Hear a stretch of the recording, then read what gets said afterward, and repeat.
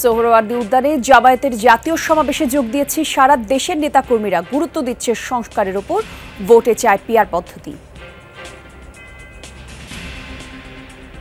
এই ৭ দফা দাবি বর্তমান সময়ের জন্য খুবই উপযোগী। আমরা পিআর পদ্ধতিতে একটি নির্বাচন চাই। নির্বাচন বিলম্বে সংগঠিত হচ্ছে গণঅভ্যুত্থান বিরোধী শক্তি, মন্তব্য মির্জা ফখরুলের। সমস্যার সমাধান করে দ্রুত ভোট দেওয়ার আহ্বান। দেরি না করে যত দ্রুত এই সংস্কার, সনদ এবং নির্বাচন, এই তিনটি বিষয়কে সামনে নিয়ে দ্রুত এগিয়ে যেতে পারা যায়, তবেই দেশের জন্য মঙ্গল হবে।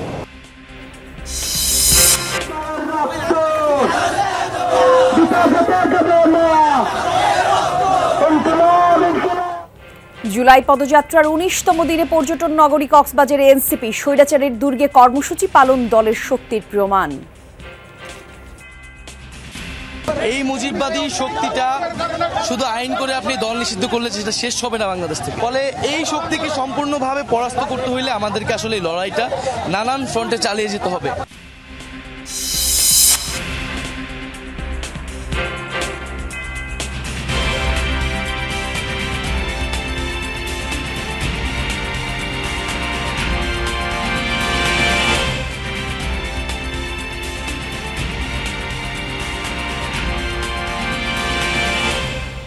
যমুনা নিউজে আমন্ত্রণ আপনাদের সবাইকে। সঙ্গে আমি জান্নাতুল কলি আছি। শুরুতেই শিরোনাম দেখছিলেন।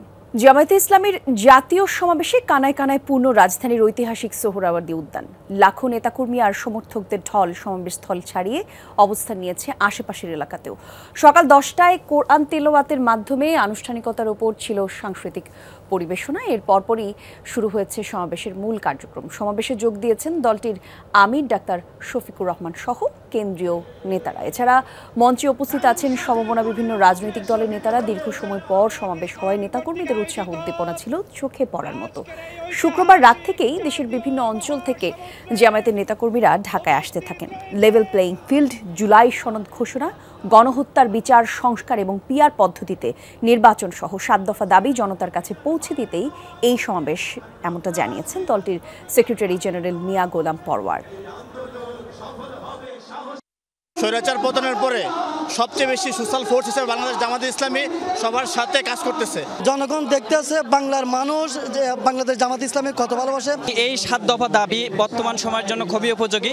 জামায়াতে ইসলামী বাংলাদেশের সব মানুষ যোগ দিয়ে একত্রিত ভোট দিয়ে তাকে নির্বাচিত করে নির্বাচিত করার জন্য সবাই চেষ্টা করে, খুশি আনন্দ করতেছে। এই জায়গার এই বার্তা নিয়ে আমি আমাদের গ্রামে নিয়ে আমি প্রচার করবো ইনশাআল্লাহ। এই প্রোগ্রাম গোটা ফ্যাসিস্টদের জন্য এবং ভবিষ্যতেও যদি কোনো ফ্যাসিস্ট স্বৈরাচার মাথাচাড়া দিতে চায় তাদের জন্য এটা একটা বড় বার্তা হবে।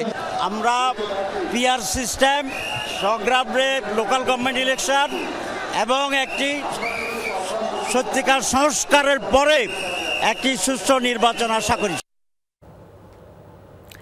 সমাবেশের আরো খবর জানবো সহকর্মী তানভীর মৌসুমের কাছ থেকে। সকাল থেকে তিনি সমাবেশের খোঁজখবর রাখছেন, সভাস্থলে মঞ্চের কাছাকাছি আছেন তিনি। তানভীর, সমাবেশ তো চলছে, শীর্ষ নেতারা কখন বক্তব্য রাখবেন জানতে পারলেন কিনা? কলি এই মুহূর্তে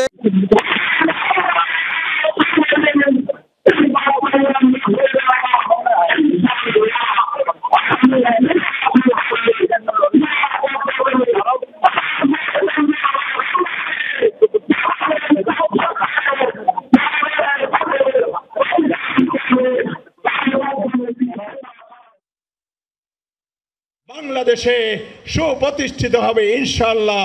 আল্লাহ আমাদের তৌফিক দিন, আমিন। আসসালামু আলাইকুম ওয়া রাহমাতুল্লাহি ওয়া বারাকাতুহু। তারা এই যে সমাবেশটিকে তারা ঐতিহাসিক বলছেন এবং তারা আসলে ঐতিহাসিক যে বলছেন এই সমাবেশটিকে, তার একটি অন্যতম কারণ হচ্ছে জনসমাগম। আমরা দেখতে পাচ্ছি যে এখানে একটি অন্য রকমের জনসমাগম এবং এরকম জনসমাগম সোহরাওয়ার্দী উদ্যানে খুব কমই দেখা গেছে এবং এর কারণেই এবং এই যে যেসব নেতাকর্মীরা রয়েছেন দলের এবং যারা সাধারণ মানুষ রয়েছেন তাদের সংখ্যাও কিন্তু সময়ের সাথে পাল্লা দিয়ে বাড়ছে। এটি যেমন একটি বিষয় রয়েছে, সেরকম আরেকটি বিষয় হচ্ছে যে এখানে যারা এসেছেন আগতদের মধ্যে অনেকেই কিন্তু হিটস্ট্রোকে আক্রান্ত হচ্ছেন, যাদেরকে এখান থেকে যারা অসুস্থ হয়ে গেলে তাদেরকে নিয়ে যাওয়া হচ্ছে। এবং এর আগে আমরা দেখেছি যে হিন্দু মহাজোটের যারা ছিলেন তারা বক্তব্য দিয়েছেন। জুলাই শহীদ যারা রয়েছেন তাদের যারা আত্মীয় স্বজন রয়েছে, পরিবার পরিজন রয়েছে, সেসব সদস্যরা বক্তব্য দিয়েছেন অন্যান্য যেসব ইসলামিক রাজনৈতিক দলগুলো রয়েছে তারা। এবং তাদের বক্তব্যে উঠে এসেছে এই যে জুলাই গণঅভ্যুত্থানের যে চেতনা, সেই চেতনাকে ধারণ করা এবং এর বাস্তবায়ন করা উঠে এসেছে। এবং তাদের বক্তব্যে গুরুত্ব পেয়েছে জুলাই ঘোষণাপত্র বাস্তবায়ন। সেই জুলাই ঘোষণাপত্র বাস্তবায়নের বিষয়টি কিন্তু এসেছে।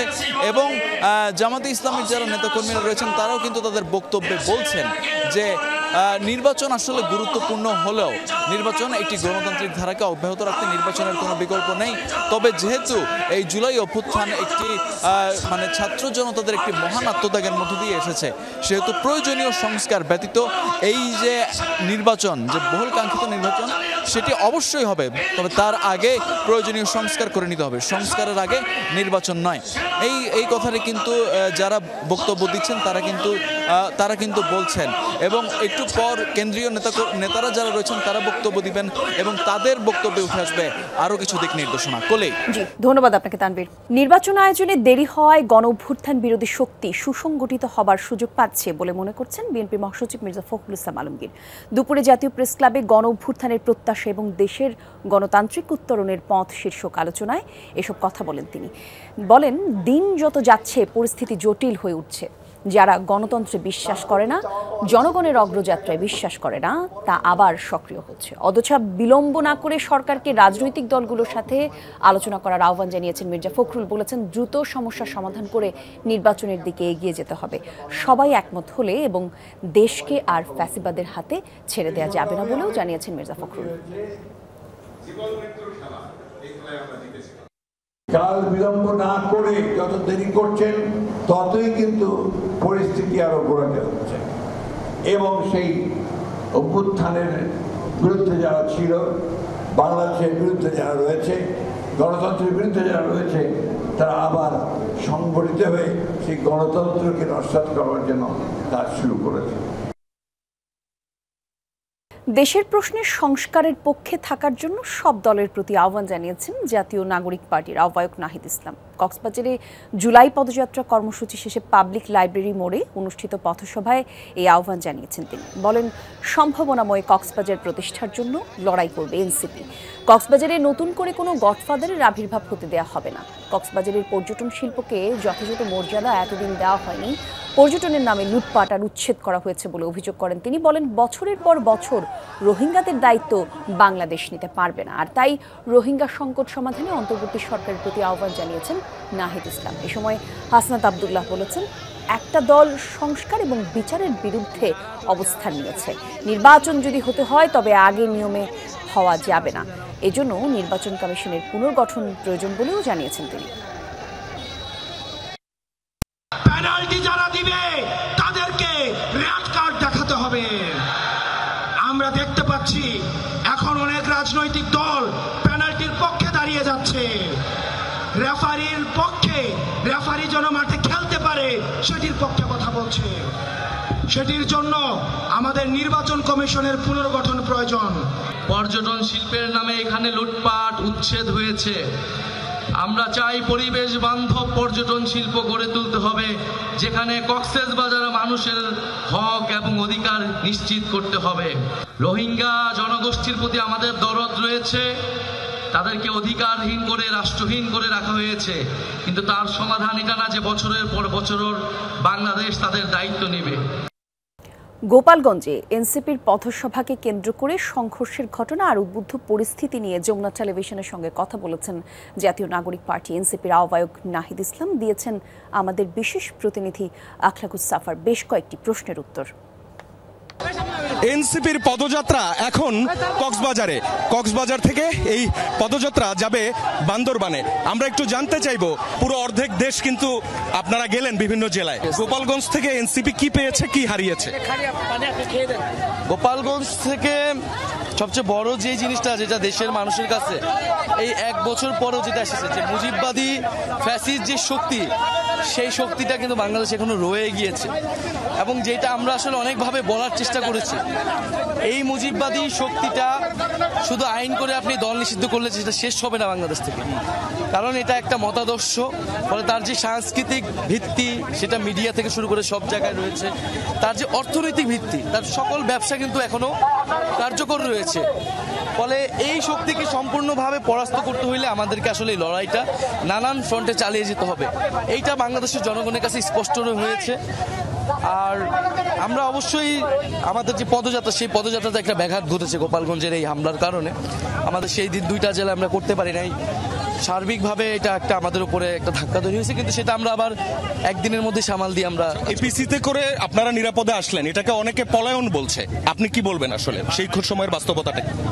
আমরা সেখানে একটা রাজনৈতিক দল হিসেবে কর্মসূচি করতে গিয়েছি, আইন শৃঙ্খলা বাহিনী আমাদেরকে ঠিক যেভাবে ডিরেকশন দিয়েছে আমরা সেভাবে সেখানে গিয়েছি, সেভাবে সেখান থেকে বের হয়েছে। আইন শৃঙ্খলা বাহিনীর যেভাবে ডিরেকশন, যেই রুটে যেই প্রক্রিয়া আমাদেরকে যেতে এবং বেরোতে বলছে, আমরা কিন্তু তাদের কথাই শুনেছি। এখানে তো আমরা আসলে কোনো ধরনের যুদ্ধ বিগ্রহ করতে যাইনি। ফলে নিয়মতান্ত্রিকভাবে আমরা আমাদের কর্মসূচি পালন করেছি। আইন শৃঙ্খলা বাহিনী যেভাবে বলেছেন, তারা যদি আরো সক্রিয় হতো তাহলে আসলে এই পরিস্থিতি তৈরি হতো না। ধন্যবাদ হাসনাত, আপনাকেও ধন্যবাদ। আখলাক মুস্তাফা, যমুনা নিউজ, কক্সবাজার। গোপালগঞ্জের সহিংসতার ঘটনায় নতুন করে গ্রেফতার করা হয়েছে আরও 119 জনকে। তবে উদ্বেগ উৎকণ্ঠা কাটিয়ে 3 দিন পর অনেকটাই স্বাভাবিক হতে শুরু করেছে জেলার সার্বিক পরিস্থিতি। কারফিউ শিথিল থাকায় খুলেছে দোকান, ব্যবসা প্রতিষ্ঠান। চিরুনি অভিযানের কারণে গ্রেফতার আতঙ্ক সাধারণ মানুষের মধ্যে। শনিবার সারাদিনের জন্য শিথিল কারফিউ, তাই সাপ্তাহিক ছুটির দিনেও সকাল থেকেই খুলে বসেছেন দোকান, ব্যবসা প্রতিষ্ঠান। 3 দিন পর ঘর থেকে বের হয়ে যেন স্বস্তির নিঃশ্বাস ফেলছেন গোপালগঞ্জ শহরের মানুষ। প্রাণ চাঞ্চল্য ফিরেছে সর্বত্র। আজকের অবস্থাটা স্বাভাবিক ভালো। শনিবার তো আমাদের মার্কেট বন্ধ থাকে, শনিবার দিন গোপালগঞ্জ, সেই তুলনায় কেনাবেচা খারাপ না, ভালো। মানুষ টুকটাক চলাফেরা করতেছে এবং দোকানপাট আস্তে আস্তে খুলতেছে। কারফিউ না থাকলেও শহর জুড়ে টহল অব্যাহত রেখেছে সেনাবাহিনী। গুরুত্বপূর্ণ পয়েন্টে মোতায়েন করা হয়েছে অতিরিক্ত পুলিশ। নতুন করে সংঘাতের শঙ্কা কেটেছে জনমনে। দিনে স্বাভাবিক চলাফেরা থাকলেও ভর করেছে গ্রেফতারের আতঙ্ক। ওইখান থেকে মানুষজনকে ধরে নিয়ে যাচ্ছে, এই সাধারণ মানুষজন আর কি ভালো নাই বর্তমানে। সবাই তো দোষী না, আর সবাই আপনার যে সব দলের প্রতি অন্তর্ভুক্ত না। আমরা চাই যে দেশের মধ্যে যে সরকারই আসুক সাধারণ জনগণের দিকে তাকায়। অনেক আতঙ্কেই কাটছে বিভিন্ন নিউজ টিউজ দেখে। তো আজকে সকালে আবার গ্রামের বাড়িতে যাচ্ছি, আতঙ্ক নিয়েই যাচ্ছি। এলাকায় সবাই আতঙ্কেই আছে অনেক। অব্যাহত রয়েছে পুলিশের চিরুনি অভিযান। শনিবার নতুন করে গ্রেফতার দেখানো হয়েছে 119 জনকে। এ নিয়ে 3 দিনে গ্রেফতারের সংখ্যা গিয়ে দাঁড়ালো 283 জনে। বুধবারের সংঘাত সহিংসতার ঘটনায় গোপালগঞ্জ সদর, কাশিয়ানী, টুঙ্গিপাড়া থানায় দায়ের করা পৃথক 3 মামলায় আসামি প্রায় 1,500। বুধবারের সহিংস ঘটনা এবং এর পরে উদ্বুদ্ধ পরিস্থিতিতে সবচেয়ে বেশি বিপাকে পড়েছেন গোপালগঞ্জের এসব শ্রমজীবী মানুষ। তারা বলছেন অবস্থার উন্নতি হচ্ছে, এটি তাদের জন্য স্বস্তিদায়ক, কিন্তু খুব দ্রুতই স্বাভাবিক জীবনযাত্রায় ফিরতে চান তারা। আরিফুর রহমান সবুজ, যমুনা নিউজ, গোপালগঞ্জ। গোপালগঞ্জে নিহতদের স্বজনেরা মরদেহ নিয়ে যাওয়ায় ময়নাতদন্ত হয়নি। প্রয়োজন হলে কবর থেকে তুলে ময়নাতদন্ত করা হবে, এই কথা জানিয়েছেন স্বরাষ্ট্র উপদেষ্টা জাহাঙ্গীর আলম চৌধুরী। দুপুরে হযরত শাহজালাল আন্তর্জাতিক বিমানবন্দরের 3rd টার্মিনাল পরিদর্শন শেষে সাংবাদিকদের সাথে কথা বলেন তিনি। উপদেষ্টা জানিয়েছেন, ঢাকা মেডিকেলের চিকিৎসাধীন অবস্থায় মারা যাওয়া আরেকজনের মরদেহ ময়নাতদন্ত হচ্ছে। এদিকে 3rd টার্মিনাল কবে চালু হবে তা নিয়ে কোনো তথ্য জানাতে পারেননি স্বরাষ্ট্র উপদেষ্টা। বলেছেন, 3rd টার্মিনাল চালু করতে ইমিগ্রেশনের জনবল কেমন লাগবে তা দেখার জন্য এসেছেন তিনি। কয়েকটা দেখছেন যে ডেড বডি তারা নিজেরই চলে গেছে, তো ময়নাতদন্ত কিভাবে হবে? ওইগুলি যদি দরকার হয় আবার ময়নাতদন্ত হবে। ডেড বডি তো ইচ্ছের থেকে যদি প্রয়োজন হলে উত্তোলন করে তো ময়নাতদন্ত করা যায়। সাধারণ বিষয়টা তো ওখানেই দেখতে পারতেন। ময়নাতদন্ত যেমন ধরেন যে ঢাকার যেটা আছে এটা তো ময়নাতদন্ত হচ্ছে। বিএনপির ভারপ্রাপ্ত চেয়ারম্যান তারেক রহমানকে নিয়ে কটূক্তি এবং শহীদ রাষ্ট্রপতি জিয়াউর রহমানের অবমাননার প্রতিবাদে দেশের বিভিন্ন জেলায় কর্মসূচি পালন করেছে বিএনপির বিভিন্ন অঙ্গ সংগঠন। সকালে নারায়ণগঞ্জের রূপগঞ্জ উপজেলার রূপসী কাঞ্চন সড়কে দফায় দফায় বিক্ষোভ করে যুবদল নেতাকর্মীরা। এরপর প্রেস ক্লাব মাঠে এক প্রতিবাদ সভার আয়োজন করেন তারা। বক্তারা বলেন, যারা শহীদ রাষ্ট্রপতি জিয়াউর রহমানের অবদান অস্বীকার করে তারা শুধু ইতিহাস বিকৃত নয়, দেশের মানচিত্র এবং স্বাধীনতাকেও অস্বীকার করে। বিক্ষোভ মিছিল হয়েছে আশুলিয়াতেও। সকালে এই কর্মসূচি পালন করে ঢাকা জেলা তাঁতি দলের নেতাকর্মীরা। এ সময় তারেক রহমানকে নিয়ে কটূক্তি এবং শহীদ রাষ্ট্রপতি জিয়াউর রহমানের অবমাননার প্রতিবাদ জানায় তারা। দাবি করে তারেক রহমানকে নিয়ে যারা কুরুচিপূর্ণ বক্তব্য দেয় তারা আসলে জনগণের নেতৃত্বকে ভয় পায় বলেই অপপ্রচার চালাচ্ছে। গাজীপুরে বিক্ষোভ মিছিল এবং প্রতিবাদ সভা করেছে মহানগর ছাত্রদলের নেতাকর্মীরা। সকালে ঢাকা ময়মনসিংহ মহাসড়কের বড়বাড়ি এলাকা থেকে বিক্ষোভ মিছিল শুরু হয়, পরে বিভিন্ন গুরুত্বপূর্ণ পয়েন্ট ঘুরে বোর্ডবাজার গিয়ে শেষ হয়। আইনশৃঙ্খলা পরিস্থিতির অবনতি এবং তারেক রহমানের বিরুদ্ধে ষড়যন্ত্রমূলক মিথ্যাচারের প্রতিবাদে বিক্ষোভ মিছিল হয়েছে চাঁদপুরেও। দুপুরে মতলব দক্ষিণ উপজেলার বিএনপি নেতাকর্মীরা টিএনটি মোড় থেকে এই মিছিল শুরু করে। এর আগে জুলাই গণ অভ্যুত্থানে শহীদ পাভেল হাসান রাব্বির স্মরণে সভা অনুষ্ঠিত হয়। টাঙ্গাইলে শহীদ রাষ্ট্রপতি জিয়াউর রহমানের ছবি অবমাননা এবং তারেক রহমানকে নিয়ে কটূক্তির প্রতিবাদে মানববন্ধন করেছে জাতীয়তাবাদী সামাজিক সাংস্কৃতিক সংস্থা জাসস। দুপুরে টাঙ্গাইল প্রেস ক্লাবের সামনে এই কর্মসূচি পালন করা হয়। মানববন্ধনে বক্তব্য রাখেন বিএনপির প্রচার সম্পাদক সুলতান সালাউদ্দিন টুকু সহ দলটির অন্যান্য নেতারা। মানববন্ধনে গণতন্ত্র রক্ষার দ্রুত নির্বাচনের তাগিদ দেন তারা। জাসাসের বিক্ষোভ হয়েছে জয়পুরহাটেও। দুপুরে জেলা পরিষদের মার্কেটের সামনে ঘণ্টাব্যাপী মানববন্ধন করেন তারা। বলেন, পরিকল্পিতভাবে দমন করতেই নেতাদের নিয়ে এমন অবমাননা করা হচ্ছে। ঐক্যবদ্ধভাবে সব ষড়যন্ত্র রুখে দেওয়ার আহ্বান জানান তারা। এছাড়া লালমনিরহাট এবং ঝালকাঠিতেও তারেক রহমানকে নিয়ে কটূক্তি এবং জিয়াউর রহমানের অবমাননার প্রতিবাদ করে বিক্ষোভ হয়। শৃঙ্খলা মেনে চললে দেশেই লাভবান হবে। মানবিক এবং ভালো মানুষ না হলে দেশের উন্নতি সম্ভব না, এমন মন্তব্য করেছেন সেনাবাহিনী প্রধান জেনারেল ওয়াকারুজ্জামান। সকালে মিরপুর সেনানিবাসে military institute of science and technology mechanical engineering and applied science বিষয়ক তৃতীয় আন্তর্জাতিক সম্মেলনের সমাপ্তি অনুষ্ঠানে যোগ দেন সেনাপ্রধান। তিনি বলেন, বৈশ্বিক চ্যালেঞ্জ মোকাবেলা করে দেশকে এগিয়ে নিতে শৃঙ্খলা এবং মানবিক মূল্যবোধের ওপর গুরুত্ব আরোপ করেন। অনুষ্ঠানে জেনারেল ওয়াকারুজ্জামান 5টি ক্যাটাগরিতে 5 জনের হাতে পুরস্কার তুলে দেন। 3 দিনব্যাপী এই সম্মেলনে কৃত্রিম বুদ্ধিমত্তা, নবায়নযোগ্য শক্তি, উৎপাদন কৌশল, তাপ প্রকৌশল এবং মহাকাশ গবেষণা সহ নানা বিষয়ে আলোচনা হয়। এতে যুক্তরাষ্ট্র, যুক্তরাজ্য, কানাডা, চীন, জাপান এবং বাংলাদেশ সহ বিভিন্ন দেশের খ্যাতনামা গবেষক এবং পেশাজীবীরা অংশগ্রহণ করেছেন।